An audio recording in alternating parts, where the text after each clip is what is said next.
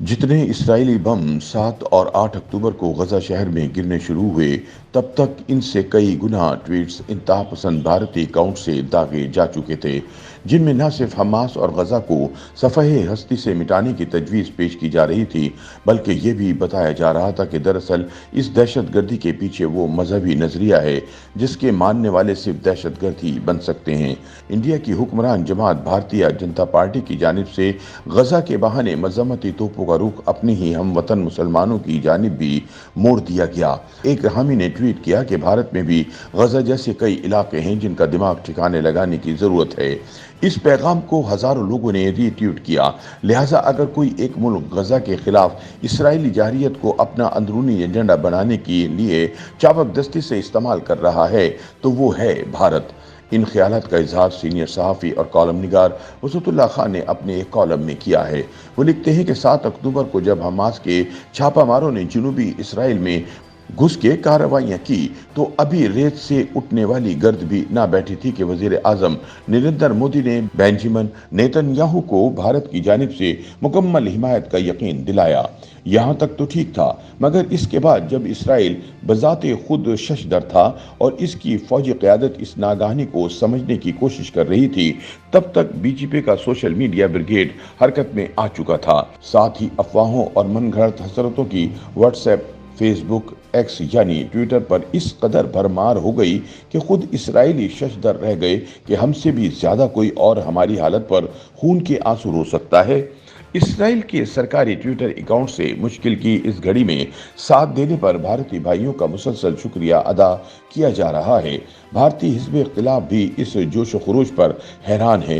इनमें से कई ने तंजिया ट्वीट भी किए कि काश 7 अक्टूबर के वाक़यात के चंद ही घंटे बाद इसराइल से इजहार यकजहती करने वाले मोदी जी अपनी ही रियासत मणिपुर में पिछले 3 माह के दौरान नस्ली फसादात में मरने वाले सैकड़ों हम वतनों के वुरसा से इजहार यकजहती के लिए भी एक आध ट्वीट बचा के रख लेते तो कितना अच्छा होता।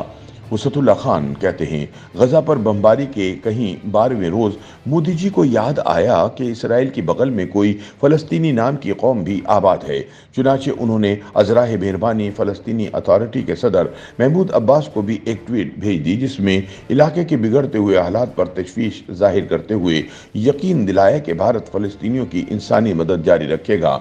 गजा के बहाने मजम्मती तोपों का रुख अपने ही हम वतन मुसलमानों की जानिब भी मोड़ दिया गया।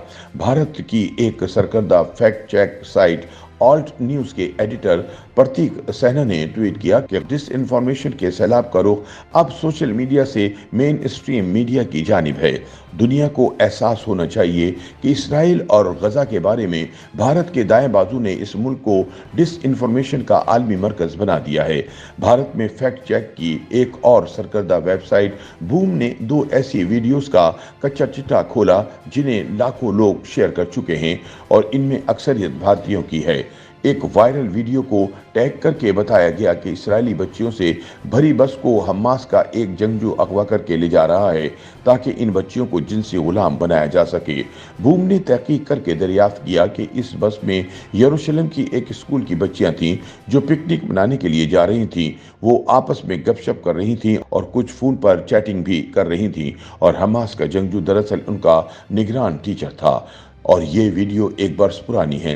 मजे की बात है कि ये वीडियो फिर भी हमास के जंगजुओं के नाम से शेयर होती रही और कुछ भारतीय टीवी चैनल्स ने भी इसे इस्तेमाल किया। वसतुल्लाह खान बताते हैं कि एक इंडियन ट्विटर अकाउंट पर एक और वीडियो को लाखों व्यूज मिले जिसमें दावा किया गया कि एक बच्ची को हमास के जंगजू अगवा करके ले जा रहे हैं। फैक्ट चेक वेबसाइट बूम ने इस वीडियो की हकीकत मालूम की कि इसे पहली बार सितंबर में पोस्ट किया गया था और इसका इसराइल या गजा से कोई लेना देना नहीं।